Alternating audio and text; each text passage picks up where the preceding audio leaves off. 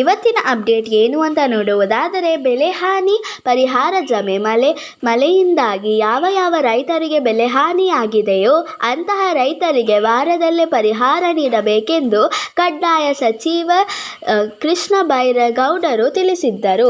ಪುಸ್ತಕ ಸಾಲಿನಲ್ಲೇ ನಿರಂತರವಾಗಿ ಸುರಿಯುತ್ತಿರುವ ಮಳೆಯಿಂದ ಬೆಳೆ ಹಾನಿಗೊಳಗಾದ ರೈತರಿಗೆ ವಾರದೊಳಗೆ ಪರಿಹಾರ ನೀಡಲು ಸಂಪೂರ್ಣವಾಗಿ ಹಾನಿಯಾಗಿರುವ ರಸ್ತೆಗಳನ್ನು ಪಟ್ಟಿ ಮಾಡಿ ವರದಿ ಕೊಡಲು ಜಿಲ್ಲಾಧಿಕಾರಿಗಳಿಗೆ ಸೂಚನೆ ನೀಡಲಾಗಿದೆ ಎಂದು ಕಡ್ಡಾಯ ಸಚಿವ ಕೃಷ್ಣ ಬೈರೇಗೌಡ ತಿಳಿಸಿದ್ದರು.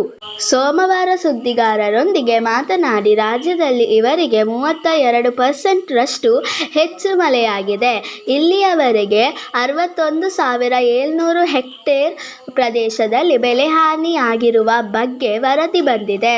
ಬೆಳೆಹಾನಿಗೆ ಇನ್ನೊಂದು ವಾರದಲ್ಲಿ ಪರಿಹಾರ ನೀಡುತ್ತೇವೆ ಸೂಚನೆ ನೀಡಲಾಗಿದೆ. ಭೂಕುಸಿತ ಸೇರಿ ಮಳೆ ಸಂಬಂಧಿ ದುರ್ಘಟನೆಗಳಲ್ಲಿ 58 ಮಂದಿ ಬಲಿಯಾಗಿದ್ದಾರೆ. ಅವರಿಗೂ ಪರಿಹಾರ ನೀಡಲಾಗಿದೆ. ಹಾಳಾಗಿರುವ ರಸ್ತೆಗಳ ರಿಪೇರಿಗೆ ಜಿಲ್ಲಾ ಅಧಿಕಾರಿಗಳಿಗೆ 760 ಕೋಟಿ ರೂಪಾಯಿ ಅನುದಾನ ನೀಡಿದ್ದೇವೆ ಎಂದರು. ಇಲ್ಲಿಗೆ ವಿಡಿಯೋ ಮುಗಿಯುತ್ತದೆ. ಈ ವಿಡಿಯೋ ನಿಮಗೆ ಇಷ್ಟವಾದರೆ ಪ್ಲೀಸ್ ಲೈಕ್ ಮಾಡಿ ಮತ್ತು ನಿಮ್ಮ ಫ್ರೆಂಡ್ಸ್ ಆ್ಯಂಡ್ ಫ್ಯಾಮಿಲಿ ಜೊತೆ ಶೇರ್ ಮಾಡಿ ಮತ್ತು ನಿಮ್ಮ ಚಾನಲನ್ನು ಪ್ಲೀಸ್ ಸಬ್ಸ್ಕ್ರೈಬ್ ಕೂಡ ಮಾಡಿ. See you with the new video.